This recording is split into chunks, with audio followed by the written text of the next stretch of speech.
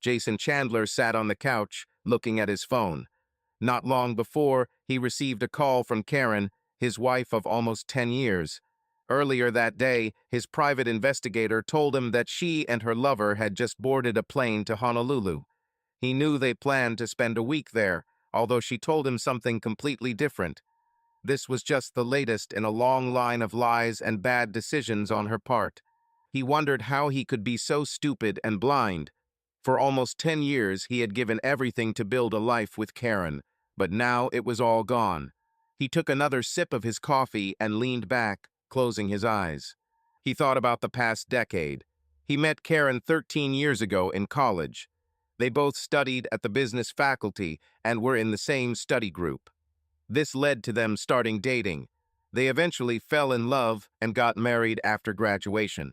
He went to work for his father, who owned a chain of successful tire stores throughout the state. He always worked for his father, spending his summer holidays in one of the many stores his father owned. Sometimes he worked in the workshop, replacing tires and brakes. He sometimes worked as a courier, delivering tires and parts to local stores. As a result, he learned a lot about business. After college, his father persuaded him to work at the headquarters in the accounting department. Over the years, Jason had proven he could handle any task and was now head of the accounting department, working directly under Mike Allen, the CFO who was about to retire in a couple of years.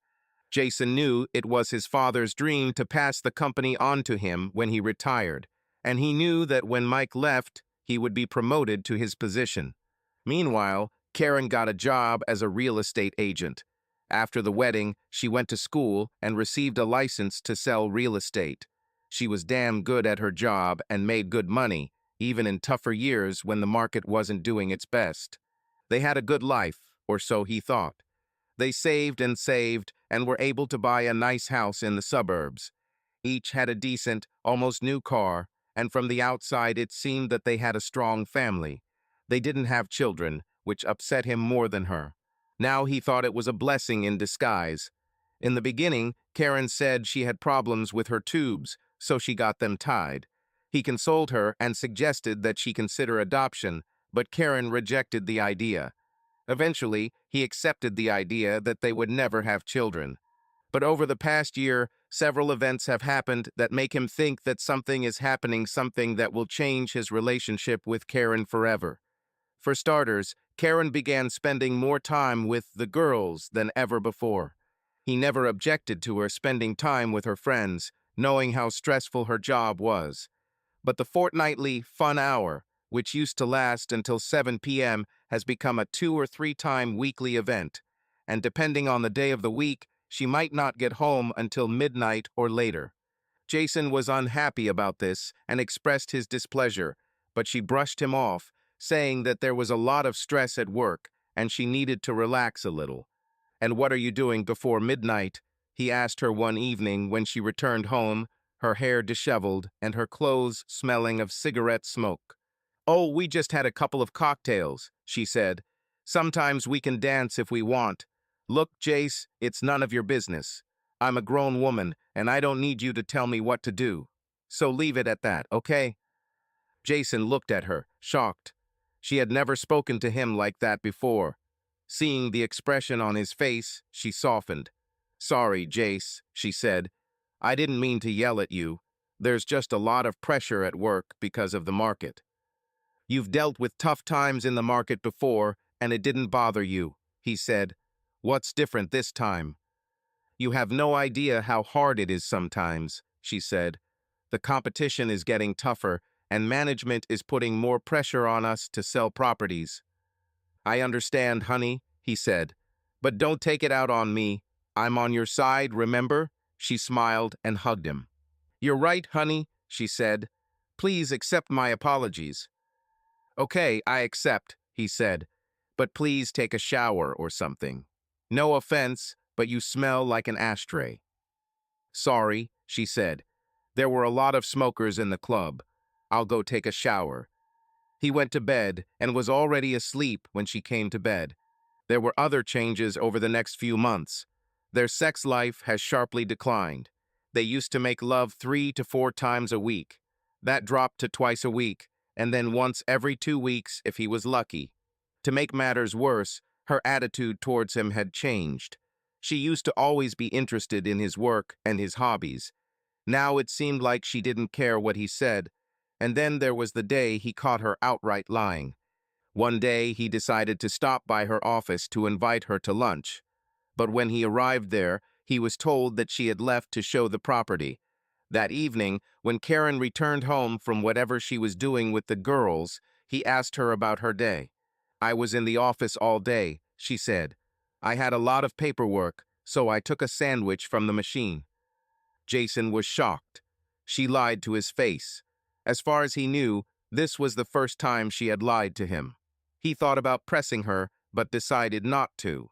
In her condition, she would probably throw a tantrum, and he was too tired to handle it.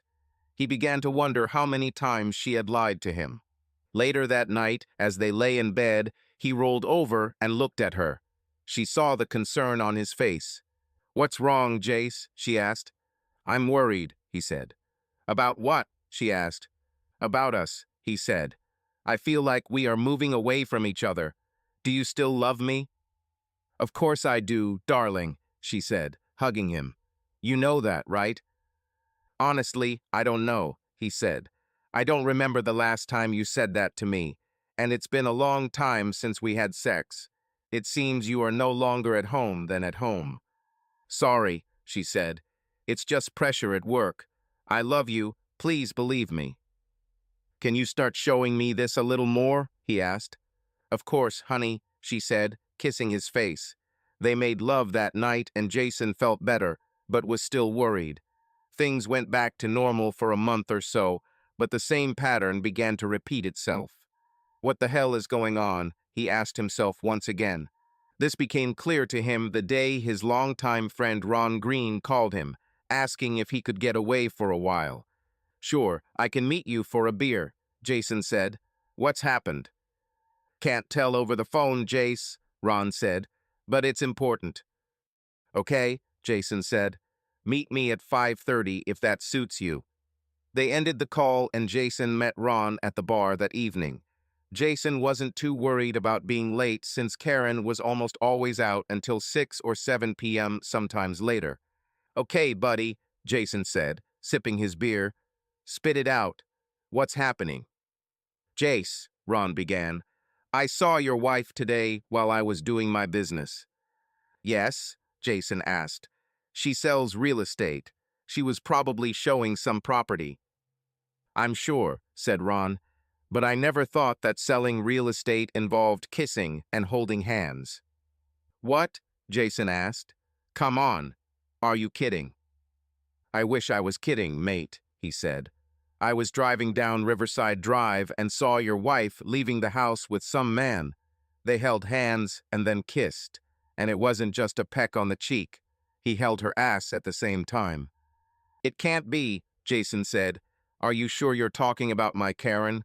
Ron pulled out his phone and showed Jason the photo. Of course, it was Karen kissing the man who was holding her ass. "Damn," Jason said quietly, handing the phone back. "Can you email me this photo?" "Sure," Ron said, pressing a few buttons on the phone. "And what are you going to do?" Jason shook his head. "I don't know, buddy," he said. "Things have been weird lately, but I never thought she could do something like that." "I have a friend who works as a private investigator," Ron said. "If you want, I can set you up with him." "Come on," Jason said. "I need to know what the hell is going on." They said goodbye and left the bar. Karen was in the kitchen when he returned home. This was something new, he thought. "You're back early," he said, kissing her. "I'm not complaining, by the way." She smiled and kissed him back. "Where have you been?" she asked. "I had a beer with Ron," he said. "I didn't expect you to be back so early, so I thought why not." "Is everything okay with your friend?" she asked. "Not really," Jason said. "He just found out that one of his friend's wives is cheating on her husband." "About?" she asked. "Yes," Jason said. "He saw her kissing and holding hands with some guy today." Jason thought he saw her flinch a little. "Well," she said, "maybe he's exaggerating too much." I don't know, Jason said. I'm just glad I don't have that problem. Again, it seemed to him that she flinched a little at these words. It would kill me if you ever did something like that to me. I would never do that to you, she said, hugging him. I love you too much. I'm glad to hear that, he said, kissing her beautiful face. So why are you back so early?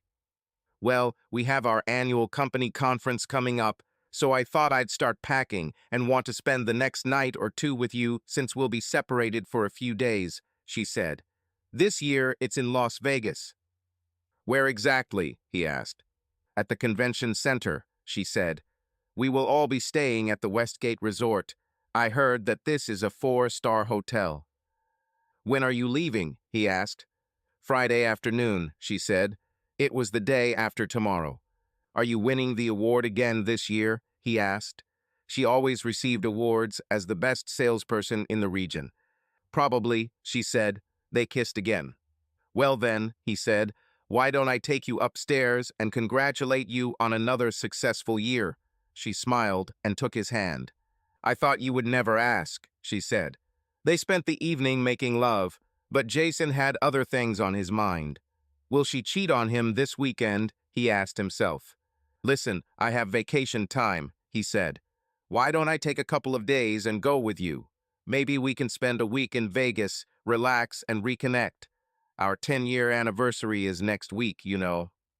Sounds fun, she said, but I will be so busy with seminars and meetings that we will hardly see each other. In addition, I am expected to immediately return to work after the conference. Look, why don't we celebrate our anniversary when I get back? I promise I will make it up to you. Okay, he said, I'm counting on it. The next day, he contacted Ron and received the private investigator's name and number. He made an appointment for that day and went there before lunch. Good morning, Mr. Perspeng Chandler, the older man said as Jason walked into his cluttered office. Nice to meet you. Ron said you could call. Please call me Jerry. How can I help? Jason explained the situation and talked about Karen's upcoming trip to Las Vegas. Vegas, you say? Jerry asked. Do you think she's going to meet someone at the conference? I don't know, Jason said. Maybe. Well, I have connections there who owe me a favor or two, Jerry said. Listen, we'll keep an eye on her there, and if you want, we can put a camera and microphone if you give me her room number. It will cost more, you know. I thought so, Jason said, but I need to know the truth. Jerry pulled out a digital audio recorder and handed it to Jason. It's very easy to use, Jerry said. It's voice-activated, so all you have to do is put it under her seat in the car and turn it on. You can pick it up later when she leaves. I'm guessing she'll leave her car at the airport. That's what she usually does, Jason said. Great, Jerry said. Don't worry, we've got it all covered. If she's really cheating, we'll know. By the way, here is my personal number in case you have any information. Call any time. Thank you, Jason said, writing the check from his personal account rather than the general account. Both he and Karen had their own personal accounts, separate from the general account that was used to pay bills. They agreed on this many years ago, promising to contribute no more than 10% of their net income. So far, Jason has used his funds for clothes, incidentals, and gifts for Karen. He had been saving for a cruise, but now he was using the money for something else. That evening, Karen finished packing for her trip. Jason offered to carry her bags to the car, an offer she gladly accepted. That would be a big help, she said, kissing him. He carried the bags to her car, placing them in the trunk. He couldn't help but notice how much stuff she took with her. This was clearly more than needed for the weekend. When he put her travel bag in the trunk, he couldn't resist the urge to see what she took and opened the suitcase. He immediately noticed the container with her birth control pills. There are only 10 tablets left. Damn it, he thought. Why is she on birth control pills? Didn't she say her tubes were tied? Or was it another lie? He looked at the clothes she took. Some of the clothes seemed appropriate for a business meeting, but many of them looked like clubwear mini dresses he'd never seen before and lacy lingerie. He also noticed a pair of very skimpy bikinis, one of which looked like a skimpy sling bikini that he had only seen online. What the hell is this meeting? He asked himself. He took out his phone and took photos. Opening her car door, he placed the audio recorder under her seat and made sure it was on. He then closed the car doors and made sure everything was locked. They made love that night, perhaps, Jason thought, for the last time as husband and wife. The next breakfast, Karen gave him her room number and promised to call him every night. "I love you," she said, kissing his cheek. "I love you too," he said. He watched her drive away. When he got to work, he called Jerry and gave him her room number. "Great," Jerry said. "Thank you. I will immediately put my people on this matter." After lunch, Karen called him, saying that she was at the airport getting ready to take off. "I'll call when I check into the hotel," she said. "I would be grateful," he said. "Remember, I love you." "I love you too, baby," she said. "I'll miss you." "Of course you will, you lying bitch," he thought sarcastically. "I miss you too," he said instead. After finishing the call, he saw his father standing at the door. "Is everything okay, son?" he asked. "You look like your dog died." "I don't know, Dad," Jason said. His father entered the office and closed the door. "Is everything okay at home? Do you want to talk about it?" asked the father. Jason knew better than to try to hide anything from his father, so he told him everything he knew so far. "That doesn't sound very good, son," said the father. "I would never suspect her of cheating." "Me too, Dad," Jason said. "Listen, if there's anything me or Mom can do, let me know," the older man said. "We're here for you." "Thanks, Dad," Jason said. "I appreciate it." Jason left work a couple of hours early and drove to the airport to find Karen's car. He found her in a short-term parking lot and took out an audio recorder. Looking around, he noticed that the rest of the car was clean, as Karen always kept it. On his way home, Karen called him. "Hey, baby," she said. "I just wanted to let you know that I got there okay." "Thanks for letting me know," he said. "I'm just settling in," she added. "I'll call you later in the evening. Love you." "And I love you," he said. When he got home, he turned on the audio recorder.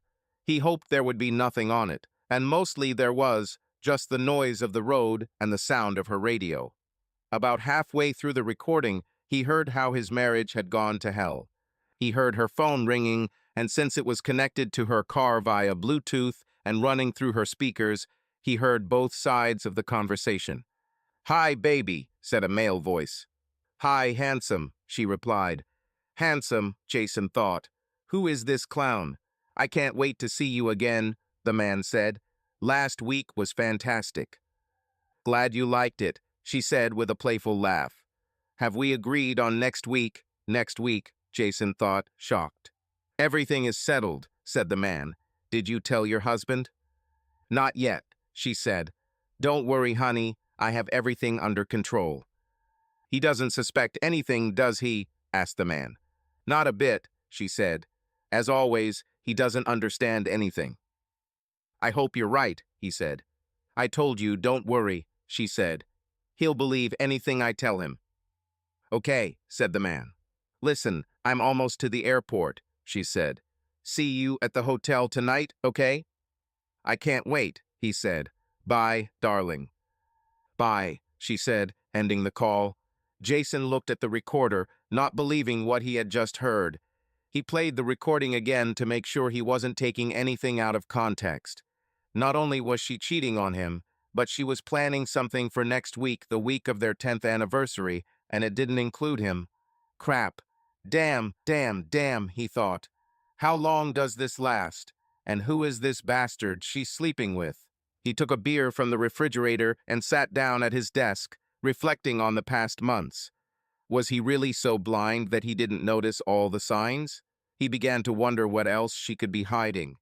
Until now, he had always respected her personal space and did not interfere with her personal belongings. But now it didn't matter. He knew her desk in the house was locked, but he also knew where she kept the key. He went into their bedroom and opened the small drawer in her jewelry box. Of course, there was the key to her desk on a ring with a couple of other keys. He took the ring and went to the bedroom they had set up as her office. He opened his desk and began looking through her files. Normally, he would never do this, but now he believed that she no longer deserved any favors after her betrayal. What he found shocked him to the core. It seemed like Karen had been lying to him throughout their entire marriage. He pulled out a folder of her bank statements and was stunned to see how much she had saved from her salary. He knew how much she contributed to their joint account and was shocked to see that she contributed well over 10% to her personal account, which now contained over $250,000. Looking through her purchases in recent months, he saw that she had purchased a very expensive men's Rolex watch along with other gifts. No doubt for her lover, since she had never given him anything so luxurious. She also bought a lot of expensive clothes online, including revealing pieces from Victoria's Secret. Of course, he didn't see any of this. But there was even much more. He also found medical bills from a Planned Parenthood clinic. It turned out that Karen might have gotten pregnant twice in the last 2 years, and she had had abortions. Both times she paid cash from her account. He wondered if any of these children were his. He also saw that she had been regularly purchasing birth control pills for at least the last 4 years. Even worse, he found a receipt for Plan B emergency contraceptive pills. Based on the date on the receipt, Karen bought them earlier this week. And that's not all. Among her checks was a fairly recent one for a solid down payment on an apartment in a wealthy area of the city. Was it her love nest, he asked himself, or was it her plan to end the marriage? There were also utility bills and new furniture. He looked at the ring of keys he had found earlier and wondered if one of them was the key to her apartment. He intended to find out. He turned on her computer to see what he could get out of it. He knew she always wrote down her passwords and found a piece of paper taped to the bottom of her keyboard with usernames and passwords written on it. He tried the first one, and the computer turned on immediately. Opening her browser, he found a link to an online email program and logged into it. Sure enough, the email client opened and showed her inbox. She seemed so confident that he would never spy on her that she kept her username and passwords saved in the system. He began looking through her letters and was shocked by what he found. There were a lot of letters from someone named Greg Wilson. Almost all of the letters were explicit, with Greg commenting on how much he enjoyed having sex with Karen. Her answers were pretty much the same. He noticed that the letters had been going on for almost a year about the time he first noticed the changes in her. Apparently, their meetings initially took place in hotel rooms, but then they decided to meet in houses that she was selling. He noticed a letter dated about 6 months ago that partially answered his question. "Have you solved this little problem?" Greg asked. "Yes," Karen replied. "I had an abortion today." "Too bad you didn't leave him," Greg wrote. "You could pass him off as Jason's baby." "I couldn't do it," she replied. "As far as he knows, I can't have children. He would understand that this is not his." Jason thought about that time and realized that it was around the time he first caught her in a lie. Bitch, he thought. Lying, cunning, cheating bitch. He continued to look through their letters. At one point, Greg suggested they have sex in Karen's marital bed, but she refused. "I won't do this to Jason," she said in one letter. "Come on, the dumbass doesn't even know what's going on," Greg wrote back. "No," she replied, "I won't do this." "What if you had your own place?" Greg asked. "You could buy a condo with the money from the commissions and your husband would never know." "You may be right," she replied. "I have my own account and Jason never asks about it. Let me see what's available." This was 3 months ago. The down payment check was dated just over a month ago. "I bought a condo," she wrote to him. "I just made a down payment and the new furniture will arrive in a week. Jason doesn't know anything." "Great," Greg wrote. "We must baptize every room in this place." Jason sat back, shocked by this revelation. He continued to look through the letters. "So why do you stay with your husband?" Greg asked. "Why not leave him and move into a condo?" "Believe it or not, I still have feelings for him," Karen replied. He may be a boring accountant for a chain tire store, but I like him and he's nice to me. I bought the condo just so we could have a place to hang out without the risk of being seen at the hotel. Besides, you're still married. Listen, honey, say the word and I'll leave Christy in a heartbeat, Greg wrote. She's already annoying me. We'll see what happens after the conference, she replied. After the conference? What will happen after the conference? He asked himself. Jason began typing up her letters and copying the receipts he found when the phone rang. Karen's number appeared on the display. Hello, he said, answering the call. It's me, honey, Karen said. Are you okay? You sound a little upset. My head is pounding, he said, not wanting her to know that he understood everything. Well, I just wanted to let you know that I'm settling in for the night, she said. Take something for your headache and rest. I love you and miss you, she said. Yes, me too, he said. Bye. He ended the call wondering if she noticed that he didn't specifically say that he loved her and missed her. The truth is that he was close to punching a hole in the wall. He decided to find out who Greg was, so he started searching on the website of the company where Karen worked. Of course he found it. Greg Wilson, the website said, was a regional manager for the real estate company where Karen worked. In other words, she slept with her boss. He printed out the page and added it to his pile of materials. Unable to rest, he decided to check out her condo. He checked the address, but wondered if she had installed a security system. He searched through her paperwork and found a series of numbers on the paper next to the word alarm. Of course, she would write it down, he thought. She writes everything down. He turned off her computer and went there, grabbing a pair of latex gloves from the garage. He didn't want to leave any trace that he was there. He easily found the complex and parked in the space allocated for Karen. Walking to the door, he put on his gloves and tried one of the keys on the ring he found in her jewelry box. Of course, the door opened and he entered. He saw the alarm system console on the wall next to the door and entered the code he found in its documents, then made sure the alarm was turned off. Turning on the lights, he looked around the condo and was impressed by Karen's choice of furniture. She always had good taste, he thought. It's a pity that it was as faithful as it was colorfully decorated. Of course, there were no photographs of him. He didn't expect that. This was, after all, her love nest, her escape from their marriage. Walking into the kitchen, he noticed that she even had several dishes and cutlery. There was almost nothing in the refrigerator, and the pantry looked equally empty. He was somewhat surprised to see that the place was fully furnished, with exquisite paintings of flowers on the walls. There was even a large flat-screen TV mounted on the wall. He walked into the master bedroom and noticed that it too was fully furnished, with long lace curtains on the windows that fell to the floor. She loved lace curtains and hung them throughout their home. Looking down, he couldn't help but notice that they were hanging directly above the electric baseboard heater. He shook his head, wondering if Karen had thought about the possible fire hazard. Opening the dresser drawers, he found underwear he had never seen before, along with men's underwear that he suspected belonged to Greg. He also found an assortment of sex toys. He took out his phone and took photos. He also found a card addressed to Karen in her bedside table. Opening it, he saw that it was from Greg. Just wanted to say thank you for the watch, the card said. I can't wait for the housewarming. It was signed, Love, Greg. He felt like he wanted to snatch Greg's hand and beat his cheating wife with it. He found more clothes, both men's and women's, on the hangers in the dressing room. In the master bathroom, he couldn't help but notice 2 toothbrushes above the sink and his and her towels on the counter next to the shower.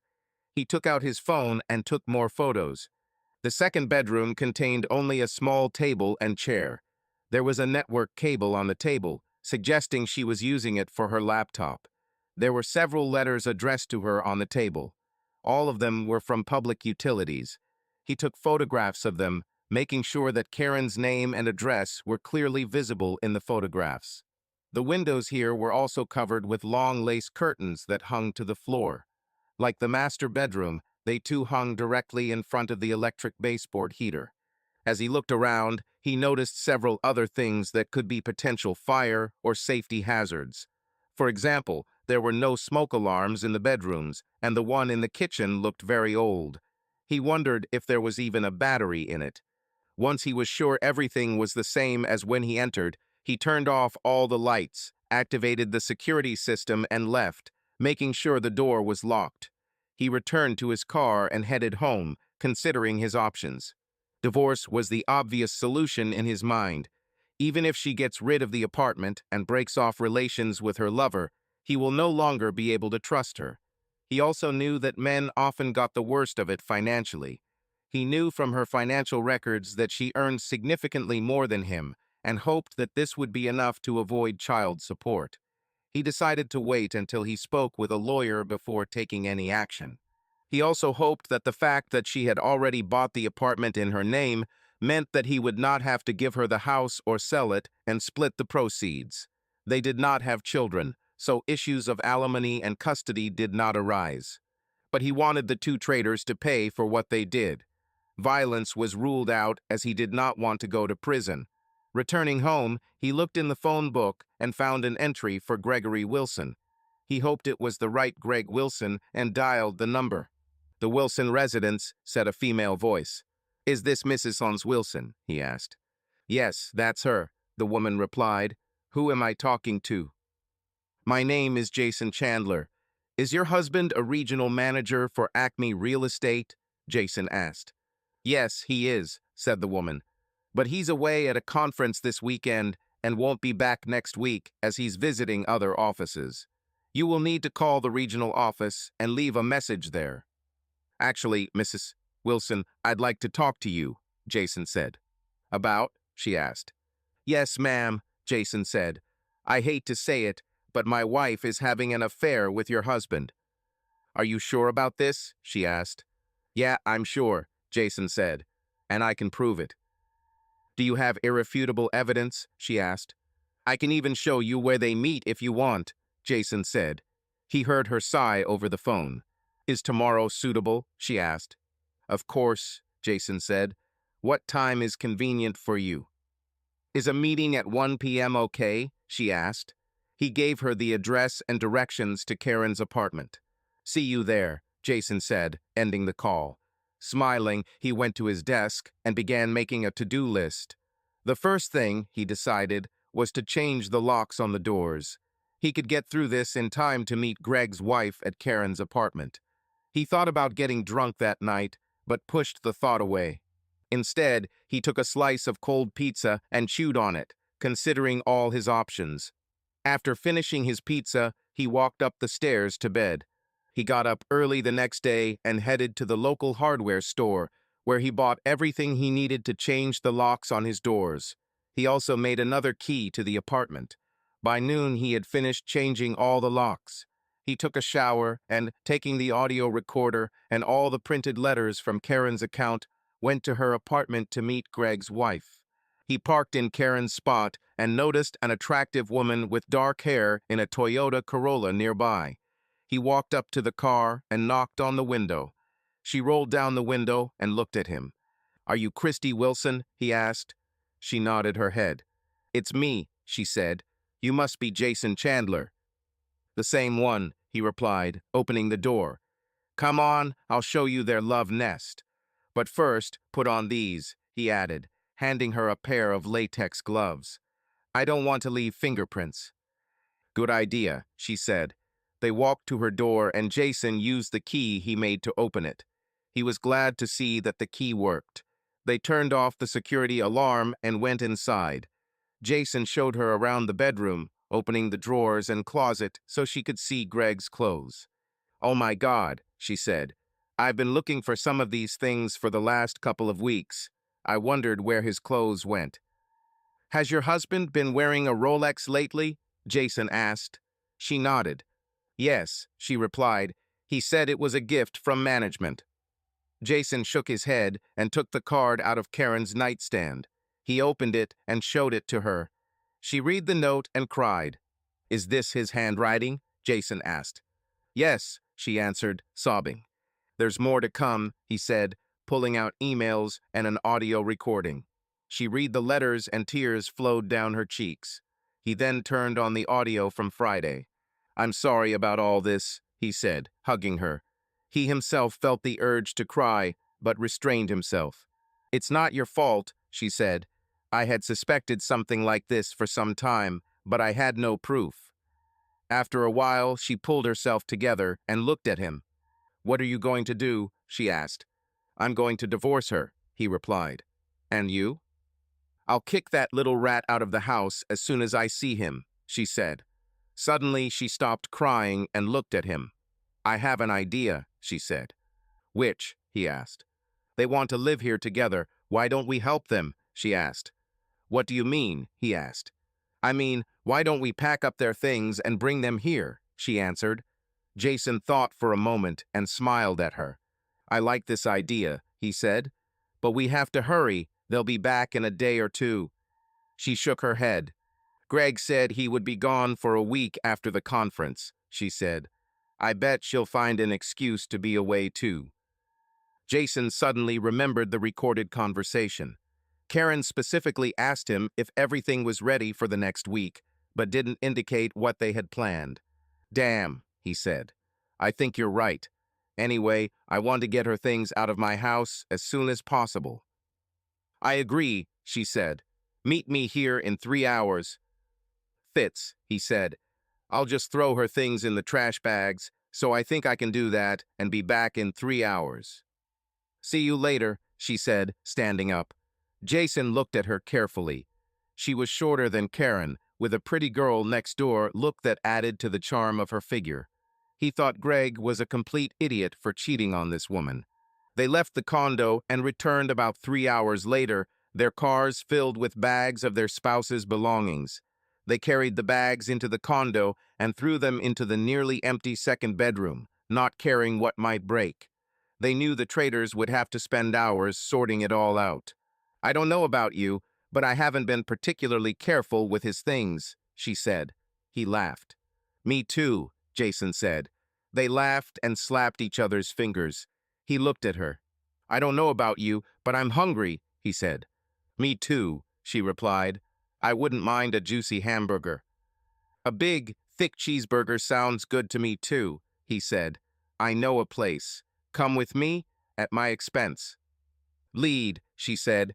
He took her to a bar that he and Ron liked to frequent, and she followed him. After they parked, Christy looked up at the building. "Bar?" she asked. "Trust me," he said. "They make the best burgers here. You'll like it."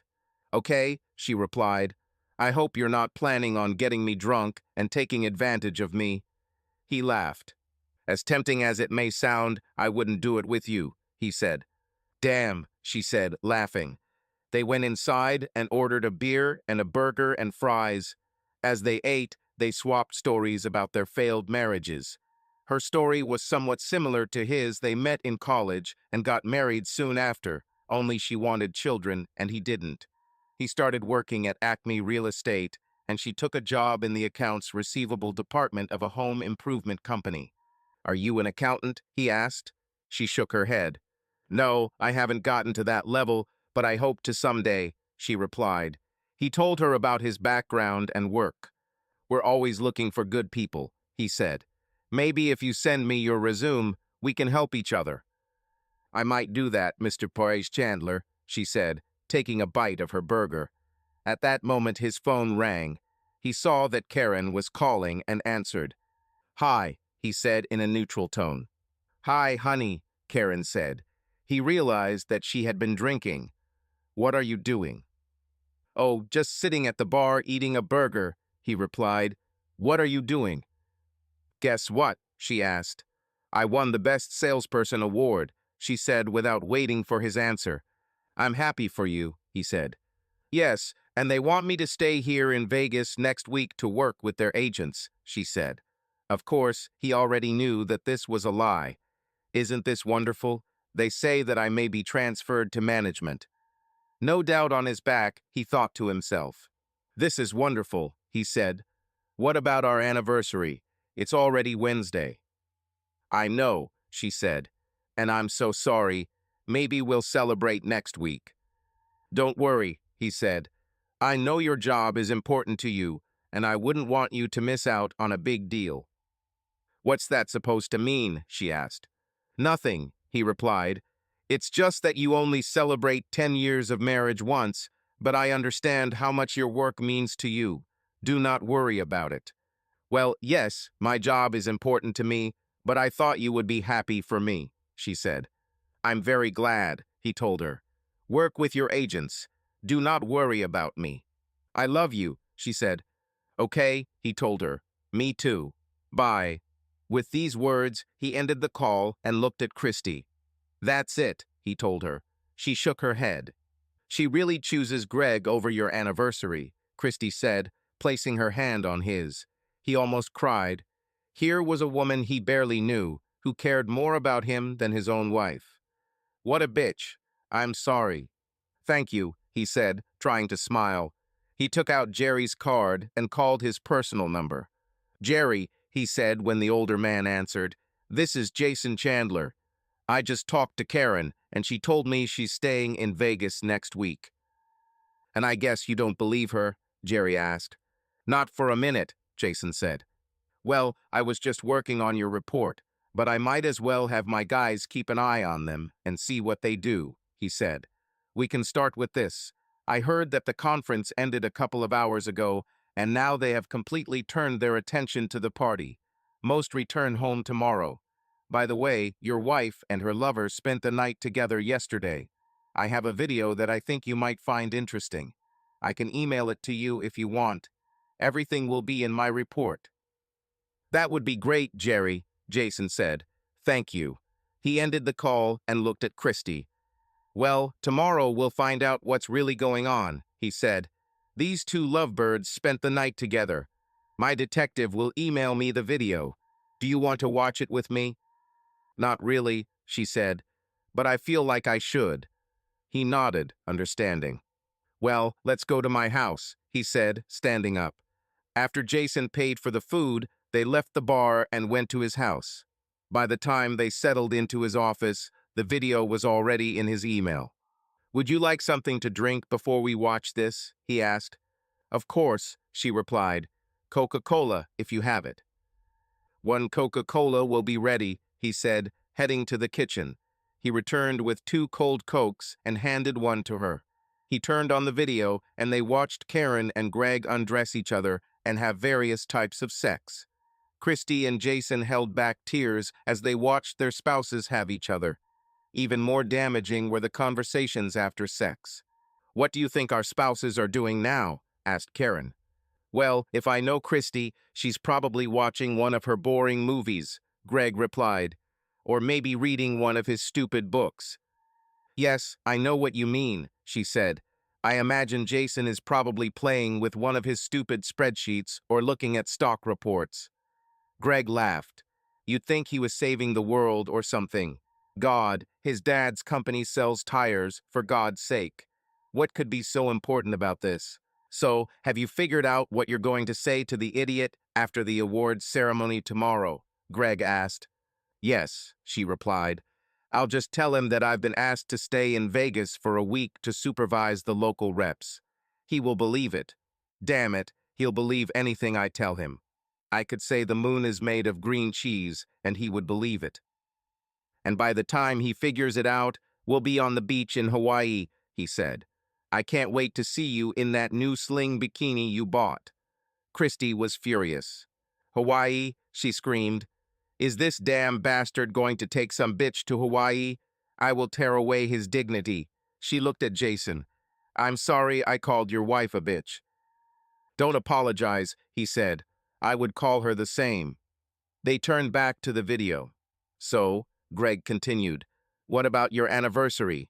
Are you just going to ignore her?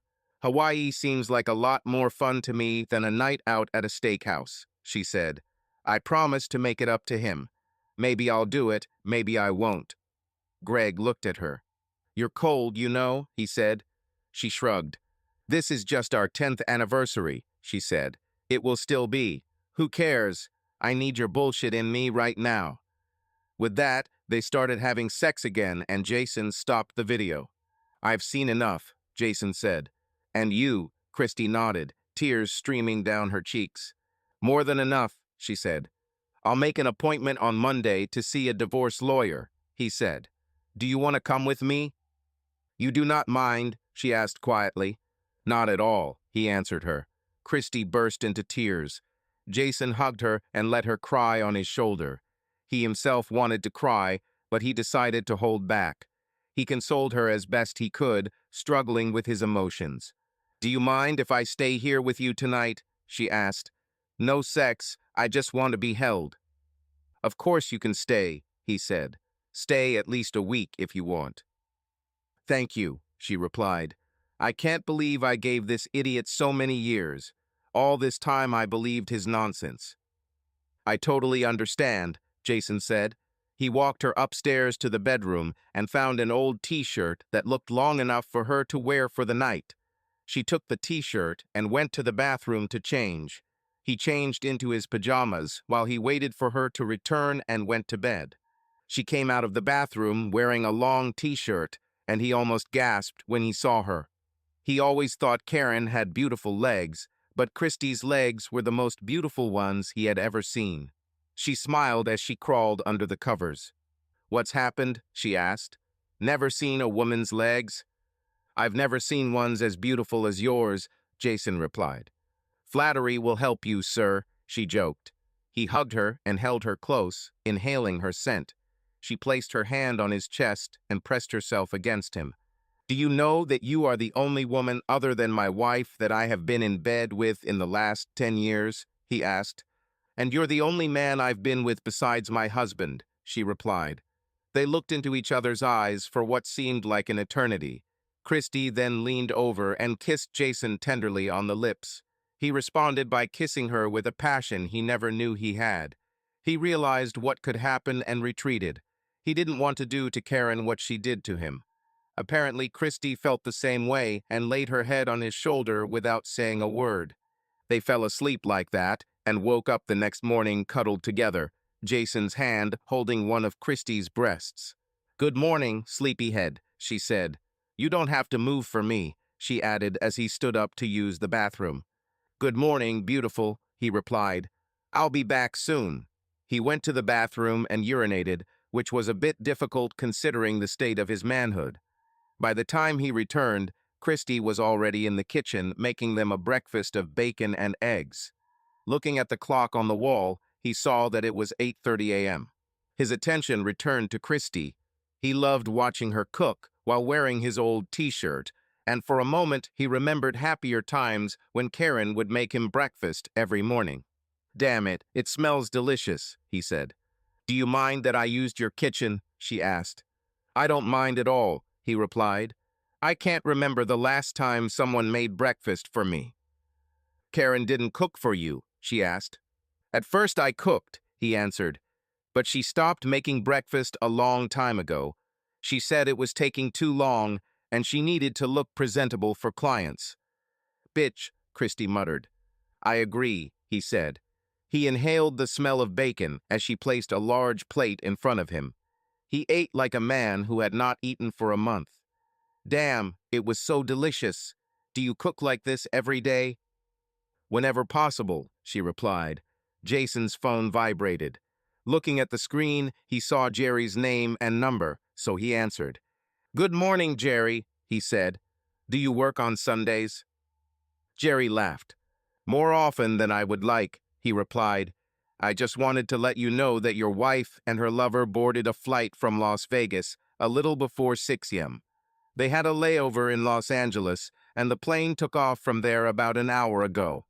They will land in Honolulu in about 5 hours. I have flight information if you need it." "We have to," Jason replied. "They're on American Airlines flight number 31, Jerry said. "I have a person in Honolulu who will keep an eye on them when they arrive." "Thanks, Jerry," Jason said as he wrote down the information. He ended the call and looked at Christy. "Well, they're on their way to Hawaii." Karen sat back after the plane took off. Looking out the window, she watched the plane head across the Pacific Ocean. "This is it," she thought to herself. Looking to her left, she saw Greg already fast asleep in the chair next to her. She closed her eyes for a moment and thought about the last 10 years. For a moment, she felt a pang of guilt for what she was doing to her husband, who had naively trusted her. Deep down, she knew this was just the latest in a series of bad decisions she had made. But justifying herself to herself, she thought that she needed it. Ultimately, she thought, it would all end without Jason knowing anything. Their marriage would continue, and they would eventually retire and grow old together. Her first bad decision was to tell Jason that she couldn't get pregnant. In fact, she could, but she just didn't want to have children. The idea of motherhood may appeal to someone, but not to her. So she told Jason that medical complications forced her to tie the tubes. He believed her explanations and finally accepted them. But she had problems with the iud and had to stop using it. The pelvic pain and headaches became too much, and she decided to use standard birth control pills. She also began using the calendar method and avoided sex on her most fertile days. It worked most of the time, but she still got pregnant twice. The first time was from her husband. Fearing his reaction to her pregnancy, which would expose her first lie and her own desire to remain childless, she secretly had an abortion, paying for it out of her own pocket. Fortunately, they agreed at the very beginning to have personal accounts along with the general one. They initially agreed to contribute 10% of their net income, but she constantly lied and a lot. She could pay for the abortion out of her own pocket and Jason wouldn't know anything. The second pregnancy was with Greg about 6 months ago. She told her lover about this and decided to have another abortion, again paying for it from her own funds, hoping Jason never finds out about this. And then there were her infidelities. She remained faithful to her husband for the first 7 years of their marriage, but one day everything changed when she was with a client who turned out to be very attractive and very rich. It was a spontaneous decision, but she never regretted it. They made passionate love in the master bedroom of the large house she was showing, and he showed his gratitude by purchasing the house on the spot. She didn't do this often, maybe about 10 times over the next year and a half, but later learned that others were doing the same thing too. Of course, she felt a little guilty, but she decided what the hell if other girls could do it and avoid the consequences, then so could she. As far as she was concerned, it had no effect on Jason. She never stopped loving him, and what he didn't know couldn't hurt him. Then she met Greg and everything changed. He was everything her husband was not. Jason liked to analyze everything before making a decision, while Greg was spontaneous and made decisions on the fly. Jason's life and career were determined long ago. He worked for his father all his life and still worked there.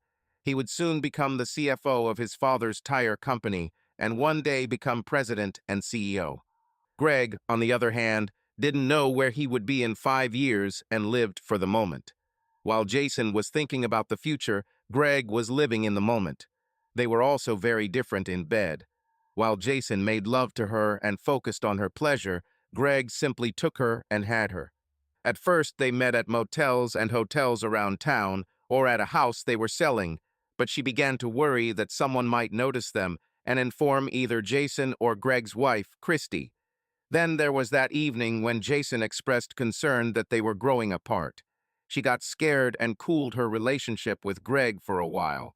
She focused all her love on her husband, but it did not last long. Greg wanted to rekindle the relationship, but she was afraid Jason might find out about it. She needed to find a solution and decided to buy her own condo. This way she would have a special place for her and Greg. He wanted to have sex with her in the bed she shared with her husband, but she rejected the idea. Although she thought Jason was a bit of a bore, she still had some feelings for him. It also helped that she and Jason had long ago decided to file separate tax returns. She could easily hide the condo from him while receiving tax benefits. It was a win-win situation all round, or at least that's what she told herself. All of this led to her latest decision to spend a week in Hawaii with Greg. She took a week off from work, saying she was going to Hawaii with her husband after an annual company meeting. Greg, meanwhile, told his wife that he would be on a business trip next week, which was not uncommon for him. She lied to Jason and said she would be in Vegas for a week. Of course, all it takes is 1 or 2 phone calls, and he will know the truth. Luckily for her, she thought, Jason believed everything she told him. The only downside was that she would miss their 10th anniversary celebration, but she promised herself that she would compensate him for this when she returned, and all this would remain her secret. She smiled as she looked at the blue water below them, thinking about Hawaii. Greg bought a very skimpy sling bikini for the trip. She took out her phone and checked the messages or calls. She wasn't surprised that Jason didn't write or call. He didn't like texting and preferred to communicate over the phone or in person. She chuckled to herself. She felt the plane shudder and thought they might have hit turbulence. She felt the plane's nose drop and the sound of the engines change. When she looked out the window, she realized that something was going wrong. Suddenly, there was a commotion in the salon, and she felt a G-force begin to push her into the chair. Looking out, she saw the plane falling rapidly. "Oh my God," she thought to herself. "This is the end. We'll crash. I will die." The oxygen masks suddenly fell out, and she heard other passengers, including Greg, scream as the flight attendants tried to prepare them for the inevitable. She looked at the phone and, with tears in her eyes, made her final decision. Jason and Christy finished breakfast and cleared away the last plates. They sat down at the table again and discussed plans for their unfaithful spouses. Jason was impressed by Christy's ability to analyze a situation. He felt closer to her now than he had felt to Karen in months. He had just returned to the table with a second cup of coffee for them when his phone rang. He saw Karen's name and number, so he put the call on speaker. "Hello?" he asked. "Jason," he heard Karen cry. It was difficult to make out the words due to the noise in the background and other people screaming. "Yes, Karen, what's going on?" he asked. "No, time. The plane is crashing. I'm sorry. Forgive me. They heard before the call suddenly ended. Jason and Christy looked at each other stunned. He tried to call Karen back, but her phone went straight to voicemail. He looked at Christy. "Try calling Greg," he told her. She ran to the front room and took her phone out of her purse. Jason watched as she dialed the number, but shook her head. "It went straight to voicemail too," she said. He walked into his home office and turned on his computer. Once it was loaded, he did a search and found the airline's contact number. He called and received the standard excuses, but was eventually able to speak with someone who confirmed that they were investigating reports of a plane crash. He left his name and number, as well as information about Karen and Greg, and was confident that someone would contact him. He also left information about Christy so they could contact her. He did a quick Google search, but found nothing. He guessed it would take at least an hour before there was any news. They went into the front room and turned on the TV, hoping that some kind of report would appear. Jason switched channels, but nothing was reported. He looked at his phone and thought about the events leading up to this moment. Finally, one news network reported that an American Airlines flight to Honolulu had crashed in the Pacific Ocean, but there were no details. "Oh my God," Christy said, covering her mouth. Jason hugged her and silently prayed that Karen would live. He hated what she did to their marriage, but he didn't want her dead. An hour later, his phone rang. He muted the TV and answered. "Mr. Chandler?" the woman asked. "Yes, it's me," he replied. "I wanted to let you know that your wife's plane crashed," she said. "I don't have any more information at the moment, but we will contact you as soon as we have news." "Thanks," Jason said as he ended the call. He and Christy hugged and shed a few tears. A few minutes later, Christy's phone rang, and she was told the same information. After some time, his father called. This was not uncommon, as his parents often contacted him when they heard news like this. "Hi, Jason," his father said. "Hi, Dad. How are you?" he asked. "Just got back from church. Did you see the news about the crash?" asked his father. "Yes, I did," Jason replied. "It's terrible," his father said. "By the way, how's Karen? Wasn't she supposed to be back from Vegas?" "She's not doing well right now, Dad," Jason said. "She was on the plane that crashed." "What? his father asked, stunned. What was she doing going to Hawaii without you? She was with her lover, Jason said. Oh my God, the elder Chandler said. I'm really sorry to hear that, son. Look, take a week off and get things done. I'll let Mike know. If you need anything, just call, okay? Thanks, Dad, Jason said. He ended the call, his mind filled with conflicting emotions. On the one hand, he was sad that Karen was most likely dead. On the other hand, he was angry at her for cheating. He was also angry at himself for not confronting her sooner. Strangely, he wasn't upset that her death meant no divorce. Then he had another thought. He'll have to sort out her latest expenses, including the condo. Damn, he thought. He looked at Christy and wondered how she would cope with all this. What will she do? A thought occurred to him, and he approached her. Christy, he said, why don't you sell your house and move in with me? She raised her eyes, full of tears. Are you serious? She asked. Yes, seriously, he said. I have another bedroom upstairs, and you will have a lot to do in the coming months. Maybe we could help each other through this. She thought for a minute before answering. Why not? She said, but only on one condition. Which one? He asked. You will let me sleep with you, she said. Seriously? Jason asked. It was moving much faster than he thought, and he wondered if it was smart. He threw this thought aside and decided to take a chance. Yes, she replied. I haven't felt comfortable around my husband for a long time. Last night I felt at peace for the first time in a long time. Is it okay for you? More than normal, he said. Okay, she said. Then I'll take my things from the house and come back tonight. Jason nodded. I'll be here, he said. After she left, he called Lucy, the woman who ran the office where Karen usually worked. Hello, she said when she answered the phone. Lucy, this is Jason Chandler, he said. Oh, hi, Jason, she replied. How are things in Hawaii? I don't know, he said. I heard it's beautiful there this time of year. Why do you ask? Well, Karen said you both would be going there after the company meeting, Lucy said. I thought you were already on your way. No, Jason replied. She flew to Hawaii, but not with me. She flew away with Greg. What? Lucy asked, shocked. Yes, Jason replied, but she didn't make it, and he too. The plane they were traveling on crashed in the Pacific Ocean this morning. You may have seen this on the news. Oh no, said Lucy. Do you know if they survived? I don't think anyone survived, he said. I'm really sorry, she said.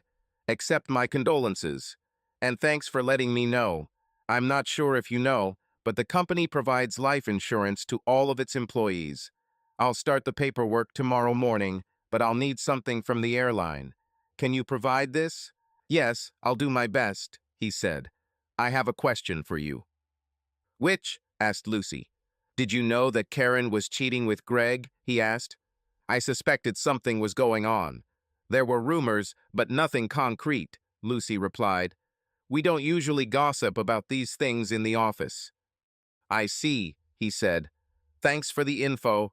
I'll contact you. Thank you, she said. And again, please accept my condolences. Thank you, Jason replied, ending the call. That evening, while she and Christy were watching television, a news report about the crash appeared on the news. The report stated that the final moments of the flight were recorded by a member of the crew of the cargo ship, which was only a couple of miles from the crash site. The network showed an amateur video that clearly showed the plane falling quickly, nose down. It seemed as if the plane literally crashed when it hit the water. The report said the cargo ship changed course to try to find survivors. They pulled several bodies out of the water, but no one survived. A lot of luggage was also found, including Karen and Greg's. The bodies of Karen and Greg were never found. The next few months were stressful for Jason and Christy. She moved in with Jason and sold her house.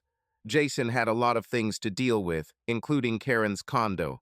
There was nothing there that he wanted to keep, so he gave it all to Goodwill, who gladly accepted it. He ended up selling the condo, getting back what Karen originally paid for it. Both Jason and Christy received insurance checks for $500,000 from Acme Real Estate for the death of their spouses. Christy moved in with Jason, and they immediately began getting rid of all traces of Karen. Photos were taken down, knickknacks were put away, furniture, especially the bed, was replaced. Jason allowed the family members to take what they wanted. The rest, including 2 cars, were either sold, burned, given to Goodwill, or thrown into a landfill.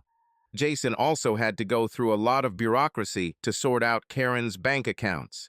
A couple of months and a mountain of paperwork later, he received a check for about $250,000. Lawyers pounced on Jason and Christy, hoping to profit from the crash. Further investigation revealed that the crew misunderstood warnings from the onboard computer and took the wrong actions. The plane fell at about 12,000 feet per minute and hit the water at about 135 miles per hour, meaning it took just over 3 minutes to crash into the ocean. Karen's last 3 minutes, some of which she spent on the phone with him, must have been hell, he thought. Her final act was an act of repentance, no doubt prompted by the knowledge that she was falling to her death, and there was nothing anyone could do. Still, he thought, it was too little, too late. Fortunately, the airline settled all claims of the victims' families, paying out just over $175,000 for each passenger. As a result, Jason and Christy received more than $1.6 million after all calculations. Of course, the IRS took their share, but they were still left with a very decent nest egg. Since Karen and Greg's bodies were not found, there was no need for a funeral, but Jason and Christy held memorial services, mostly for the sake of family members. None of them shed tears for their deceased spouses. 3 months after the service, Christy quit her job and went to work for Jason. By that time, they were madly in love with each other. One evening, while having dinner at a local Texas Roadhouse restaurant, Jason got down on one knee and proposed marriage to her. Christy squealed with joy, and the surrounding patrons applauded. "It was time to make an honest woman out of me," she whispered in his ear. "Why?" he asked. "Because you're going to be a dad," she said. He covered her face with kisses. "I love you so much," he told her. "I love you more," she replied. "Only one condition." "Which?" he asked. "Please don't ask me to fly anywhere," she said. He laughed and hugged her tightly. "Don't worry, honey," he said. "Subscribe to our channel so that your love doesn't cheat on you, and go ahead and listen to the next story, because this story is nothing compared to the next one. If you're under 18, don't even click to the next one."